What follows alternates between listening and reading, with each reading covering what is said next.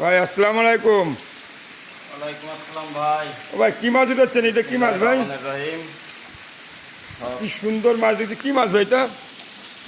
সমস্ত কিছু মহান রব্বুল আলামিন সৃষ্টিকর্তার স্মরণ করে বিসমিল্লাহর সাথে আপনাদেরকে আজকে জানাতে চাই, আমি নতুন চাষি।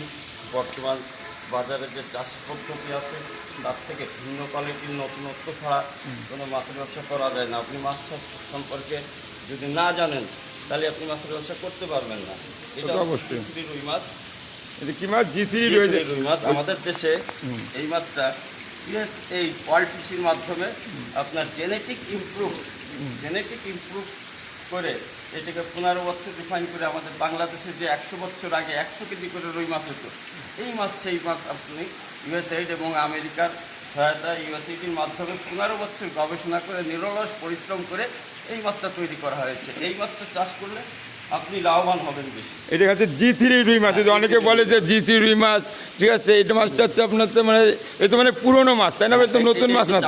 নতুন মাছ এখনো বেরোয়নি। নতুন মাছ বেরোলেই আপনারা নতুন মাছের কালার হবে গোল্ডেন কালার।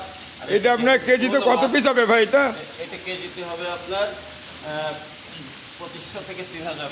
তো খুব সুন্দর মাছ। মাছটা দেখতে তো খুব সুন্দর মাছ। তো 2500 থেকে 3000 মাছ। মাছটা তো খুব সুন্দর ভাই। এই দেখেন দেখতে। আর মাছ সবসময় দেখে কিনবেন যে মাছটা যখন খালে আপনি এইভাবে ঘুরাবেন, মাছ আপনার ঘূর্ণির স্রোতের উল্টোর দিকে যায় কিনা। যদি স্রোতের উল্টোর দিকে যায় তাহলে আপনি মনে করবেন যে এই মাছটা আপনার পুকুরে দিলে বাঁচবে। আর যদি স্রোতের এরকম না ঘুরে তাহলে মনে করবেন মাছটা বাঁচবে না। এটাই হচ্ছে বড় কথা। আর চিরি রুই সবসময় আপনি জানবেন এইটাই, যেখান থেকে মাছ কেনেন আপনি এর উৎস কোথায়, কারা তৈরি করেছে, এই তথ্য যদি সে না দিতে পারে তাহলে আপনার সেখানে মাছ কেনার দরকার নেই। তা তো অবশ্যই, কারণ জি3 রুই তো আপনার যতটুকু আমি যেটা গ্যারান্টি দেবো, যেভাবে বলবো সেইভাবে চাষ করবেন, তাহলে আপনার মাছের ডেভেলপ হবে। আপনার কাছে তো মনে করেন মাছ টাছ নিলে তো আপনি তো পরামর্শ প্রশিক্ষণ এগুলো দেওয়ার ব্যবস্থা মানে নিশ্চয়ই আপনার কাছে আছে, তাই না? অবশ্যই আপনি মাছ চাষ করবেন। এখন আপনি ছাগল দিয়ে নাঙল চাষ হয় না, তা তো হয় না ভাই। গরু লাগান তাহলে নাঙলটা ভালো চাষ হবে। তা তো অবশ্যই নাঙল চাষ করা যায় না। আপনি যখন মাছের চাষ করবেন তখন আপনাকে জানতে হবে চাষ পদ্ধতি সম্পর্কে। ভাই হাতে তোলেন ভাই। চাষ পদ্ধতি আপনি না জেনে যদি আন্দাজে করেন তাহলে আপনি ধরা খেয়ে যাবেন, ঠিক আছে? আর আপনি মাছের ব্যবসাটা এমন দেখেন, বাংলাদেশে মৎস্য উৎপাদনে আমরা অনেক সময় 1 নম্বরে থাকি, 2 নম্বরে 3 নম্বরে থাকি দেখেন। কিন্তু আমাদের দেশের চাষিরা, আমরা এই যে মাছ উৎপাদন করি, অথচ চাষিরা এই মাছ থেকে বাঁচাতে পারে না। সব থেকে বড় আফসোস যে ওই চাষিটাকে কেউ সব সুপরামর্শ দেয়। এত মাছ উৎপাদন হয়, তারপরে কিন্তু বাজারে কিন্তু মাছের দাম কম নেই, মাছের দাম কিন্তু বেশি। বুঝলেন না? এত উৎপাদন তো বাজারে তো মাছের দাম কম হওয়ার কথা। এই উৎসটা কি ভাই, যখন আমরা এত উৎপাদন করেন? আপনারা মাছ চাষ সম্পর্কে জানেন না তো। মানুষ আন্দাজের করে মাছ ছাড়বে। মাছের পৃথিবী হচ্ছে পানি। পানিতে যদি আপনি পৃথিবীতে অক্সিজেন না থাকলে আপনি 1 মিনিট বেঁচে থাকতে পারবেন না। ঠিক পানিও মাছের পৃথিবী। পানিতে অক্সিজেনের পরিমাণ কেমন, পিএইচ কেমন, আপনি যদি না মাপেন তাহলে তো হবে না।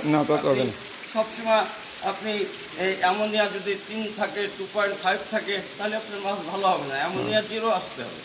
অ্যামোনিয়া যাতে না হয় তার জন্য কী ব্যবস্থা, পিএইচের জন্য কী ব্যবস্থা, মাছের অক্সিজেন পরিমাণ কী লাগবে, এই সমস্ত বিষয় যদি আপনি জানেন তাহলে আপনার মাছ ডেভেলপ করে। অবশ্যই বলছি আপনাকে দেশে জি3 রুই স্যার আর অন্য কোনো মাছের অর্ডার দিলে সব মাছ আছে। আপনি রুই, মৃগেল, সিলভার ব্রিগেড, জাপানি, হাঙ্গেরি, পুঁটি, কাঠ জাতীয় যত মাছ আছে সব মাছ পাবেন ইনশাআল্লাহ। এবং আপনি ক্যাটফিশ জাতীয় মাছ সব কিছু পাবেন।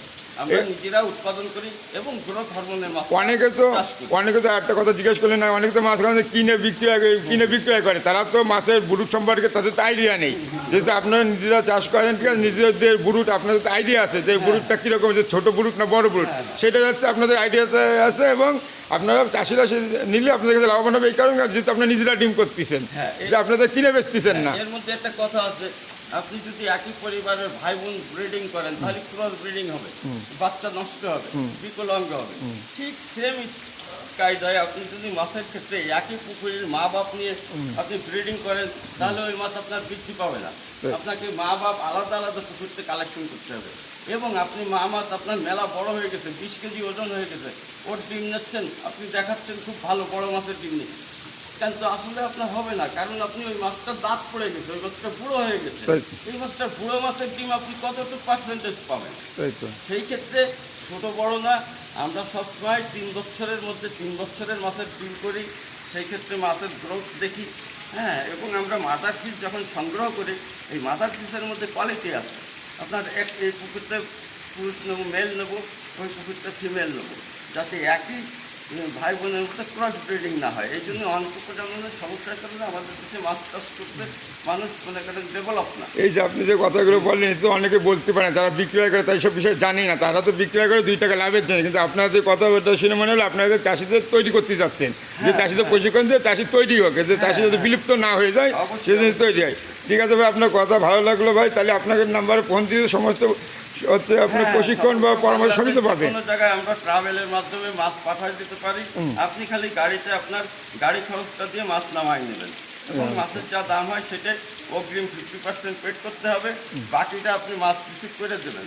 সেক্ষেত্রে একটা কথা, যে আপনার মাছ যদি মারা যায় এবং ওজনে যদি কম হয়, তাহলে আপনি আমার কাছে ওই মাছের ডবল মাছ দেবো আপনাকে। সুন্দর কথা, সুন্দর, খুব ফাইন লাগলো এবং কথা ভাই। মাছ যদি মারা যায়, সেই মাছ আপনি পুঙ্খানুপুঙ্খভাবে এক একটা করে গুনে গুনে রাখবেন।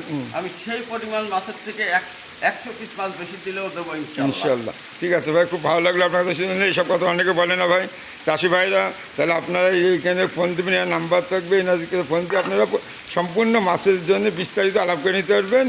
ঠিক আছে, ধন্যবাদ সবাইকে। আসসালামু আর আলাইকুম। শেষ একটা কথা বলি, মাছ চাষ করতে গেলে মোর অক্সিজেন মোর ফিস। সুন্দর। যত অক্সিজেন তত তত মাছ। মাছ সম্পর্কে আপনি যদি জানেন, তাহলে আপনাকে প্রশ্ন করা হবে আপনি কি কি মাছ ছাড়বেন, কিভাবে পরিচর্যা করবেন। আপনি যদি পরিচর্যা না দেন, তাহলে আপনি আমার কাছে মাছ পাবেন না না, সুন্দর কথা, সুন্দর।